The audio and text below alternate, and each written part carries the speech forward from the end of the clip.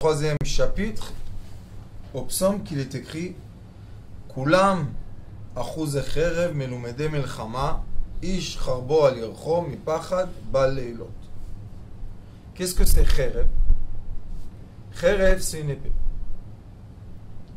Et quand on parle d'épée, il est écrit cherev pipiot beyadam. Ça veut dire que la bouche a la force de vie et a la force de mort. On peut vivre par les paroles et on peut mourir par les paroles.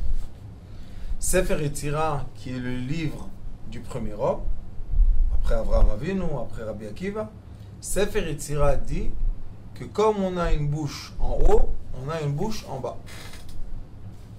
Comme on a une langue dans la bouche, on a une langue en bas.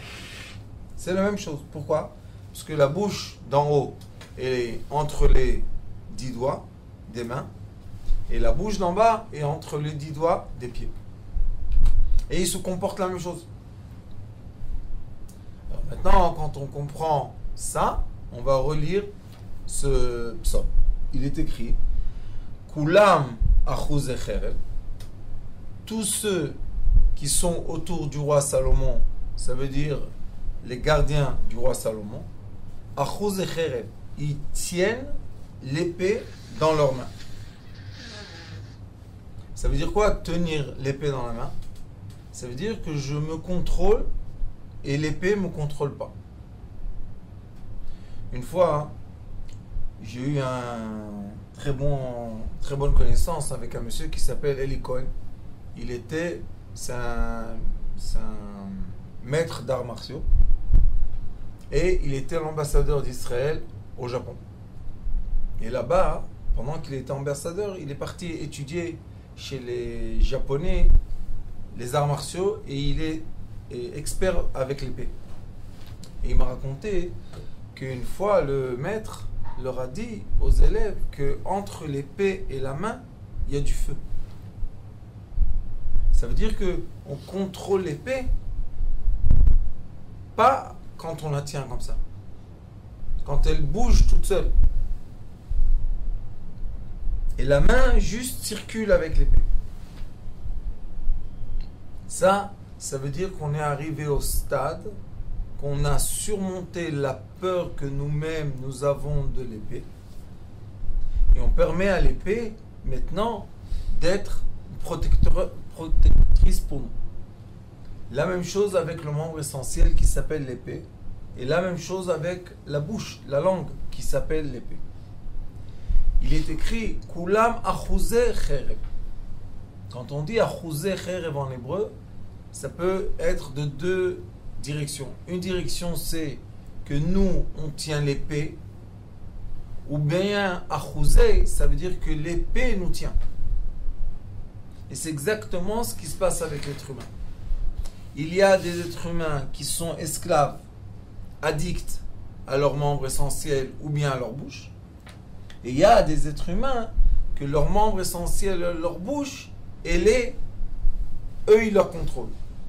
Bon, la semaine prochaine, on va avoir Parashat Shemot. Ça commence le pidyon qu'on fait pour réparer toutes les fautes du membre essentiel. On a 6 semaines jusqu'à Parashat Mishpatim. Cette année, c'est une année qu'on a 2 mois de Hadar. Ça va être Shovavim Tat, Troumat et Tzavé.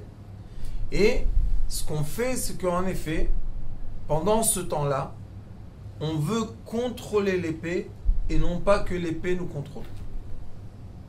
Quand on dit, avant ça il est écrit, Ine mitato shel Shlomo shishim geborim seviv la megiborei Israël. Quand on dit que le roi Salomon, autour de lui, il y a 60 guerriers, ces guerriers-là, ce sont qui? Kulam achuz cherev. Ce sont tous des hommes qui maintiennent leurs membres essentiels et qui maintiennent leurs paroles.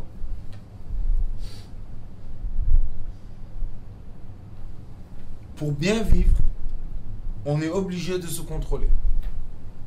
Pour se contrôler, on est obligé de profiter. Pourquoi? Parce que tant que je ne profite pas de mes envies, je suis contrôlé par mes envies. Tout le temps se retenir n'est pas une qualité de vie. Tout le temps dire non, non, non, interdit, interdit, interdit, interdit, impossible, impossible, impossible, impossible. Et pas, c'est impossible de vivre comme ça. Alors qu'est-ce qu'on fait? Si le maître du monde aurait voulu que les êtres humains soient possédés par une force, il aurait tout interdit. Mais le maître du monde, il a tout permis. La preuve qu'il nous a dit, mettez-vous en couple. Et quand vous êtes en couple, comme on a déjà enseigné ici dans beaucoup de cours, qui est la halakha, qui est les commandements de comportement, quand on est en couple, qu'est-ce qui est écrit là-bas? Tout est permis. Akol mutar. Ou bilvad shiratse. Tout est permis, mais il y a une condition. Qu'on contente la femme. Quand la femme est rassasiée, quand la femme est heureuse, l'homme peut se contrôler. Mais quand la femme, malheureusement, elle est juste là pour être un keli, pour être un récipient, juste pour l'utiliser, d'enlever nos envies, alors nous, on ne se contrôle pas. Vous comprenez comment il y a... C'est pour ça qu'on dit Achouzecher. C'est vrai qu'on a le membre essentiel, mais le membre essentiel doit être contrôlé par nous et non pas nous contrôler. Et quand est-ce qu'on sait qu'il ne nous contrôle plus? Quand lui, le membre essentiel, il se redresse, et nous maintenant, on peut décider. Est-ce que c'est le moment ou est-ce que c'est pas le moment? Mais il y en a que quand le membre essentiel se redresse, c'est le moment. Est-ce que eux ils ont contrôlé qu'il va se redresser ou pas? Non, ça s'est fait de lui-même. Donc ils ne sont pas achuz echerev. Comprenez la différence? Et le roi Salomon dit, ceux qui peuvent être autour de moi, être mes gardiens, sont obligatoirement des gens qui sont capables de se contrôler leurs envies, leurs pulsions, leurs pulsations, tout ce que vous voulez. Comment on les contrôle? Il est écrit. Kulam achuzei cherev melumede milchama. Melumede milchama, ça veut dire qu'ils ont l'expérience de cette guerre. Quelle est la guerre? La guerre entre le désir et le plaisir. Le désir veut nous faire tout et n'importe quoi. Et le plaisir nous contente, mais dans une voie qui est très très très précise. C'est la différence entre un plaisir et un désir. Quand on a un désir, on est contrôlé. On ne sait même pas s'arrêter, on ne sait même pas se freiner. Pourquoi? Parce que les désirs sont plus forts que nous. Donc ça s'appelle la guerre. Et chaque être humain sur Terre doit avouer un jour qu'il a eu une période dans sa vie, qu'il a dû faire la guerre entre ses désirs et ses plaisirs. Celui qui n'avoue pas ça, il se ment, le pauvre. Et quand il se ment, il est faible ou fort? Il est faible parce que la guerre va venir l'attaquer. Le mauvais penchant qu'on appelle le mauvais penchant, qu'est-ce qu'il fait? Il nous teste. Comment on nous teste? Quand est-ce qu'une personne reçoit une ceinture noire, ceinture bleue, ceinture... Quand est-ce que c'est? Quand elle fait un combat. Avec qui elle va se combattre? Avec quelqu'un de plus fort. Si elle va réussir à surmonter le combat, elle va avoir la ceinture. Mais si elle ne surmonte pas, elle ne va pas avoir la ceinture. Donc la personne qui s'est combattue avec lui, c'est pour son bien, pour son mal? C'est pour son bien. Parce qu'elle a fait le combat pour voir que la personne s'élève. La même chose ici. Quand on a des combats en nous-mêmes de désir, ça veut dire que maintenant le mauvais penchant s'exprime au maximum.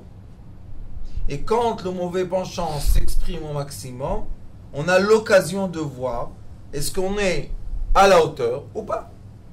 Donc il ne nous fait pas du mal. Sauf qu'il y a des gens que malheureusement toute la journée on leur dit non, non, non, non, interdit, interdit, interdit, interdit, faute, faute, faute, faute, punition, punition, punition. Quand ils arrivent à la guerre, ils sont forts ou faibles? Très faibles. Vous savez pourquoi? Parce que chaque bêtise va les tenter et ils vont tomber.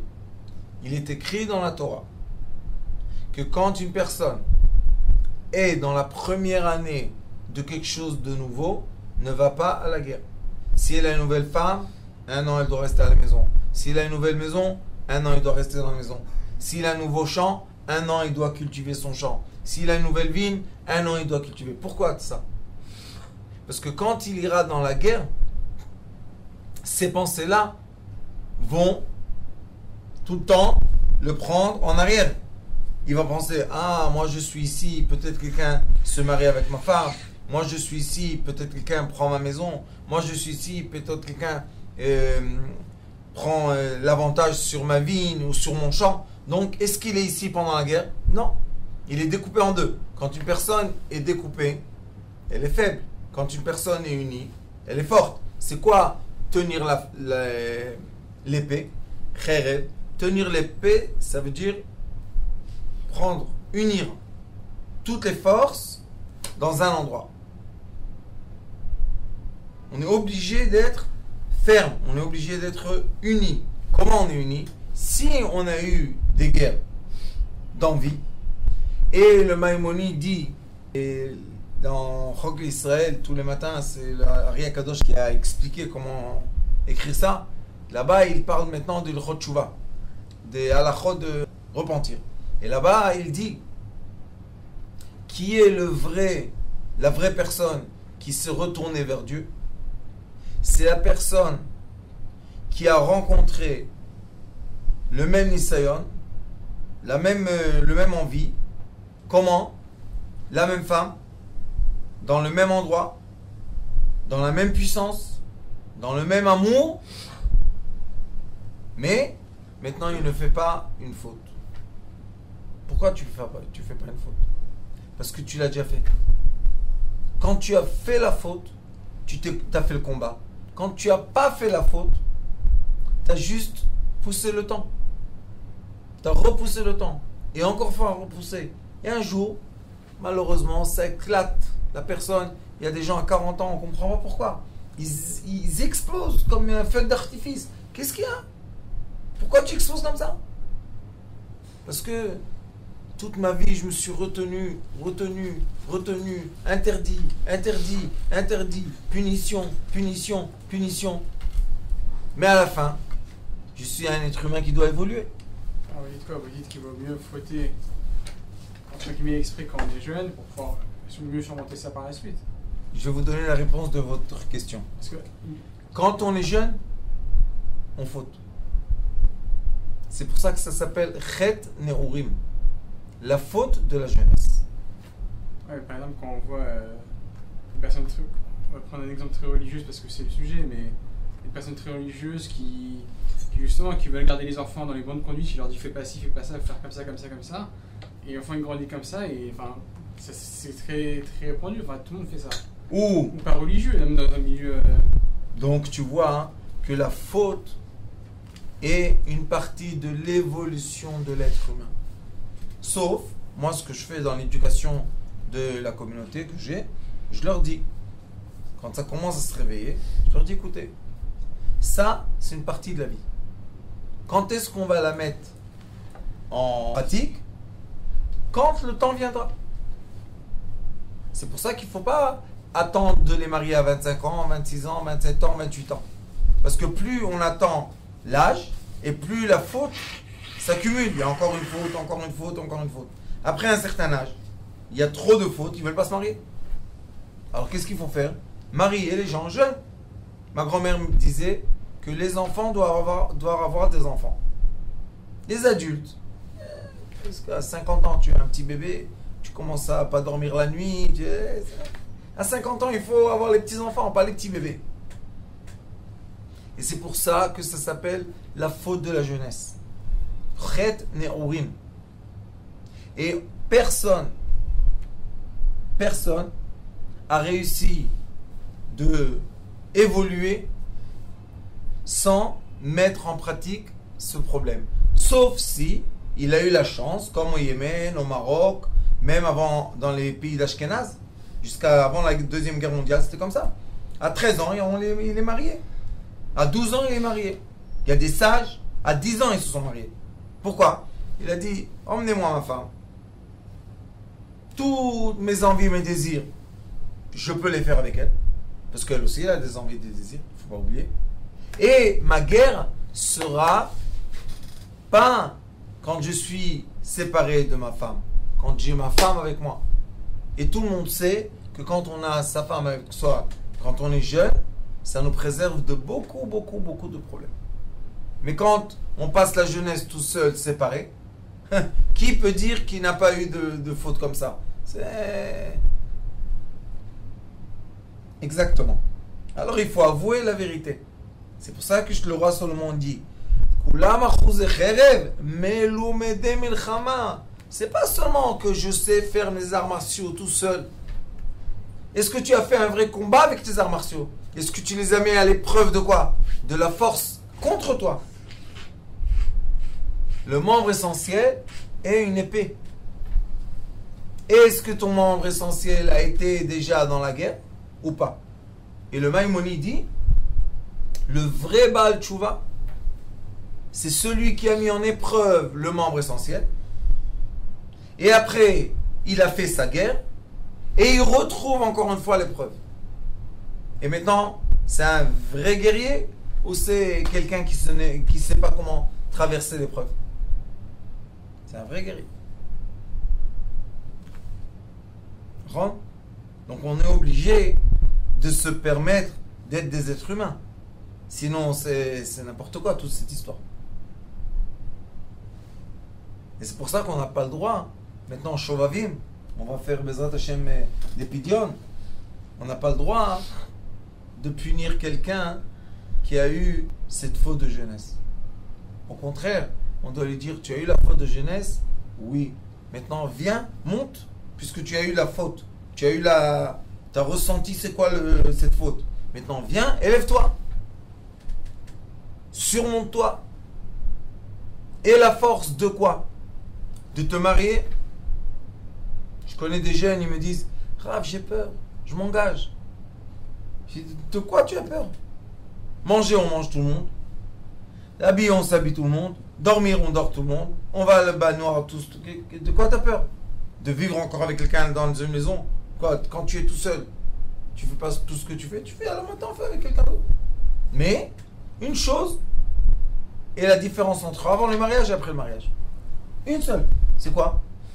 Quand on met l'épée dans l'étui. Si l'épée a une étui, alors elle est protégée. Mais si elle n'a pas d'étui, l'épée, vous savez, elle reçoit des coups, elle est plus aiguisée comme avant. Donc vous voyez que l'étui et l'épée ensemble vont créer une arme de guerre qui est effective, efficace. Mais si l'épée n'a pas d'étui, on fait un combat, on blesse l'épée, et après 2 combats, l'épée ne veut plus rien du tout.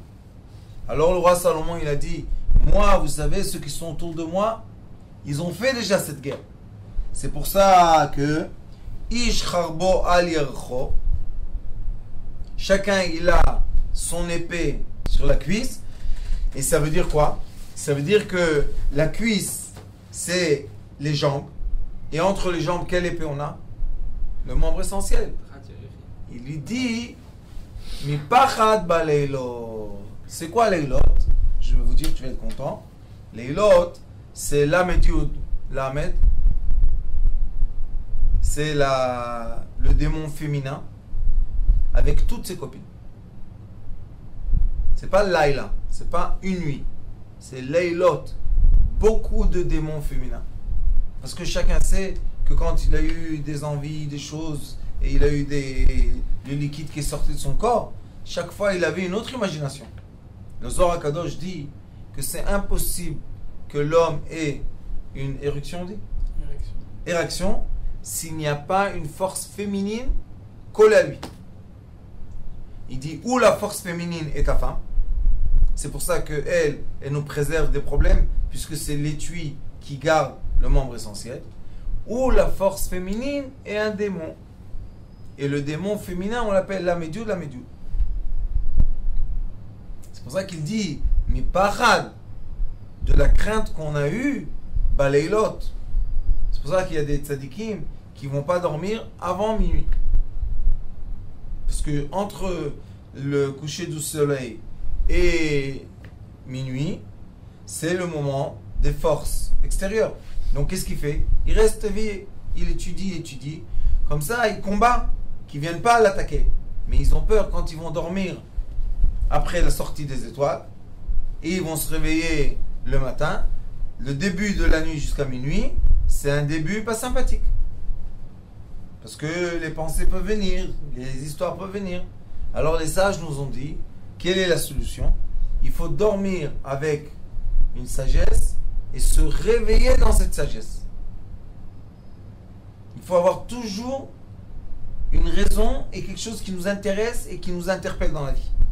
Si le cerveau est vide, le cœur est vide, le roi Salomon dit En marchevet arayot shora el abelev apanui min chokhma.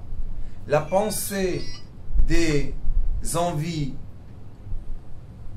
interdites qui nous emmènent à faire des choses qui ne sont pas bien peut être seulement dans un cœur qui est libre de pensée, qui est vide de sagesse.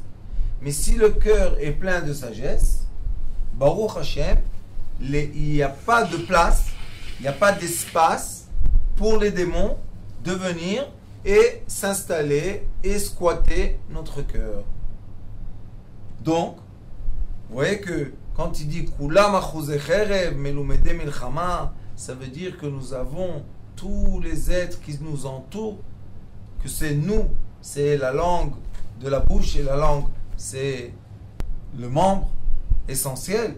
Si ces deux-là, ils n'ont pas eu un combat, ils ne pourront jamais gagner le combat suivant.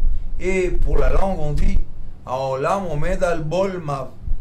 La raison pour laquelle le monde tient, c'est parce qu'il y a des gens qui n'expriment pas ce qu'ils veulent dire. Ils savent se retenir dans leurs paroles. Vous connaissez, il y a des gens qui toujours ils se retiennent. Ces gens-là, grâce à eux, le monde tient. Mais l'homme doit savoir aussi se retenir vis-à-vis de sa femme. Puisqu'on sait, Baruch Hashem, avec tellement d'études qu'on a eues ensemble, que le principe et le principal de cette mitzvah, c'est quoi? C'est de contenter la femme. Et seulement quand la femme est contente, l'homme est content. On a parlé des hormones, on en a parlé beaucoup. Donc, si je me retiens et la femme voit que je sais me retenir et j'ai pas besoin de faire sortir mes envies dans son corps, est-ce qu'elle va penser que je suis un grand guerrier ou un petit guerrier?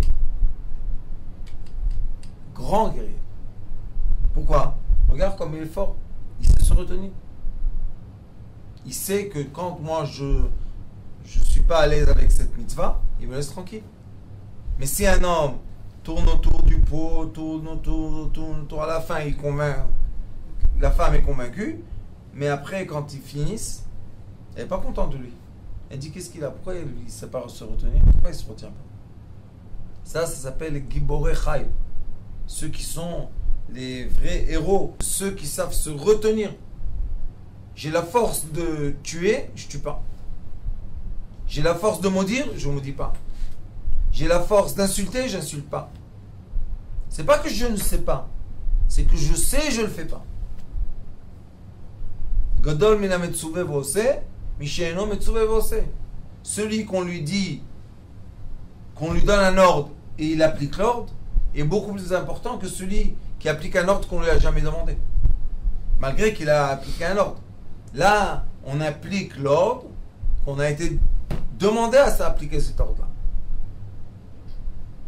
Donc quand on va commencer la réparation des fautes du Yesod, on va dire aux gens, si tu es venu pour réparer ça, ça veut dire que tu as fini la guerre. D'accord? Mais si on leur dit, tu es fautif, tu es fautif, tu es fautif, tu es fautif, quand la guerre ça se met en face d'eux, qu'est-ce qu'il va faire? Il se dit, ah, je suis fautif, de toute manière, je suis fautif. Allez, bon, je retombe encore une fois. Et après qu'il est retombé, qu'est-ce qu'il dit? Ah, il fait le culpabilité. Il culpabilise. Qu'est-ce que j'ai fait? Et pourquoi j'ai fait? J'aurais pas dû faire. Et comment j'ai fait? Qui t'a demandé de faire ça? ceux qui t'ont malheureusement mis le piège. C'est quoi le piège? Le piège, c'est dire à la personne, tu vas pas devenir un champion. Tu seras toujours un esclave. Et comment on crée un homme esclave? On lui dit, tu réussis pas, c'est impossible, tu vas pas réussir, tu es pas à la hauteur. Pourquoi tu me dis ça? Laisse-moi, moi, me combattre. Non, on ne te permet pas de combattre. Donc, je suis toujours faible. Mais si on me met dans le combat, c'est peut-être que j'ai reçu des coups. Moi, au moins, je me suis combattu. Je sais c'est quoi ce combat. Tu comprends quelle est cette sensation? La même chose avec la femme imaginaire. Si je ne me suis pas combattu avec elle, malgré qu'elle vient dans le rêve, il est écrit dans la Kabbalah qu'elle est très jolie. Elle et ses copines, elle arrive avec plein de copines. Elles sont de toutes les couleurs et de tous les goûts et de toutes les façons qu'on veut dans l'imagination. Et si tu veux réaliser ton imagination, quand tu touches, ça n'a plus de valeur. Donc elle reste seulement dans l'imaginaire. Et on sait qu'il est écrit, sauf Maaseh b'machshavat rivla, la fin de l'action et le début débute dans la pensée. Donc si j'ai réussi à combattre dans ma pensée les mauvaises pensées, je vous parle d'hommes et femmes, hein, parce que les femmes aussi elles ont des imaginations. Si j'ai réussi à combattre, maintenant dans l'action, je suis un héros ou pas? Je suis le héros. Pourquoi? Parce que je suis monté à ma pensée et j'ai combattu ma pensée. Maintenant, pour combattre la pensée, il y a deux façons de faire. Une façon, c'est d'être en face de l'ennemi et se combattre. Et ça, on appelle ça dans les arts martiaux spirituels le degré inférieur. Et le degré supérieur des arts martiaux spirituels, j'ai eu la chance de le faire, c'est d'emmener l'ennemi à se transformer en ami. Ça, c'est la vraie force. Au lieu, on va dire comme ça, à la place d'une guerre, remplacer la guerre en paix. Ça, c'est un vrai gibor, c'est un vrai héros. Pourquoi? Parce que quand il remplace la guerre en paix, c'est parce qu'il est fort, pas parce qu'il est faible. Parce que quand il est faible, il ne peut pas faire la paix. Quand il est faible, qu'est-ce qu'on fait? On l'abat. Mais quand est-ce qu'on fait la paix entre deux armées qui sont fortes, qui ont réussi à se battre, et ils n'ont pas gagné? Donc, entre les forts, on fait la paix. C'est qui les forces? Ma force intellectuelle, spirituelle, qui a combattu la force négative. Le Hari Akadosh dit, comment tu peux la combattre? Parce que c'est un démon, Shin Daled. Il dit, ajoute un petit point, le Yud. Et le Yud, ça s'appelle Yud Chochma Keduma. Quand la personne étudie de la sagesse ancienne de nos patriarches ou de nos sages, quand on étudie de la sagesse, on adoucit le démon, donc on transforme un ennemi en ami. On transforme un démon et on le rend un ange. Là, il était contre nous, et là, il devient pour nous. Et vous savez que les meilleurs amis dans le monde, comment ils s'en font? En se battant. Et quand tu vois que tu combats avec quelqu'un qui est à ta mesure, tu deviens son ami. Pourquoi? Parce qu'enfin, rencontrer quelqu'un à ta hauteur. C'est pas que tu vas le battre, et quand tu rencontres quelqu'un de faible, qu'est-ce que tu fais? Tu massacres, et tu le jettes. Pourquoi? Va-t'en, pourquoi? T'es faible. Mais si la personne devant toi elle est forte, tu vas continuer toute ta vie à avoir un ennemi que tu sais sa force? Non, tu vas le transformer en ami. Comme ils disent en anglais, if you cannot beat them, join them. Si tu peux pas gagner quelqu'un, deviens son ami.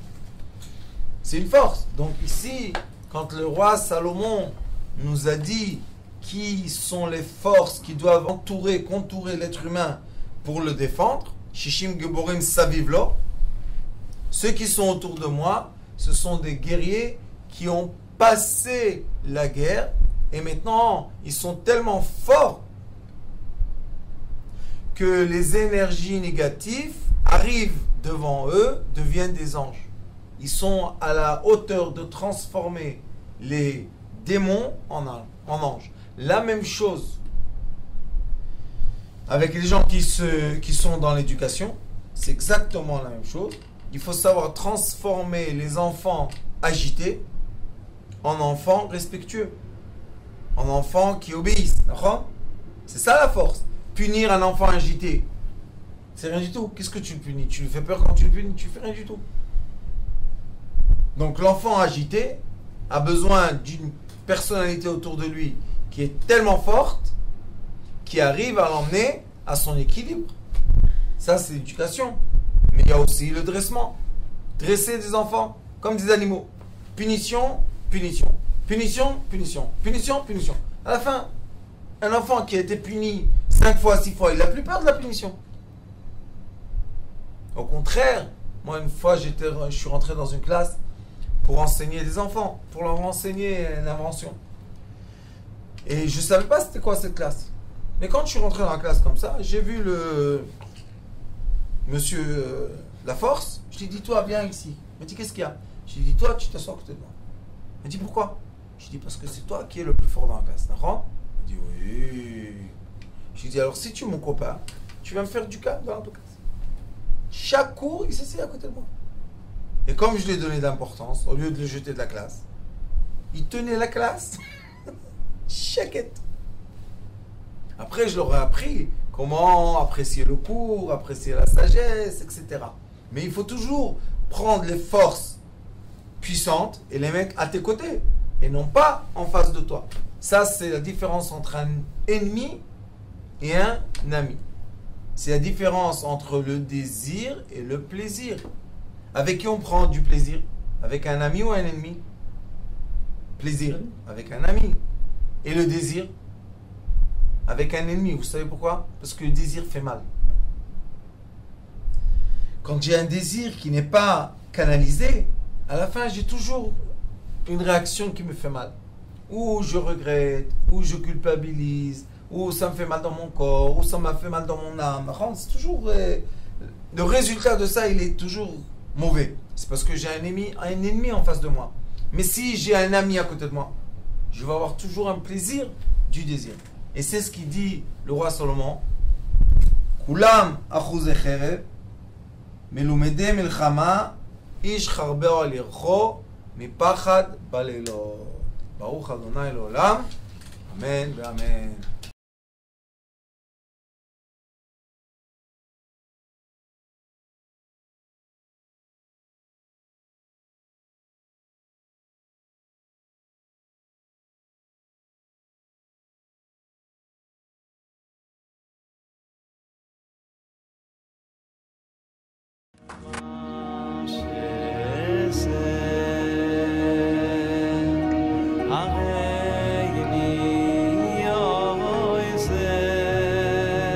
הוא היה אומר לי, בבית שלי יש מלאכים, לא רוצה לצאת מהבית.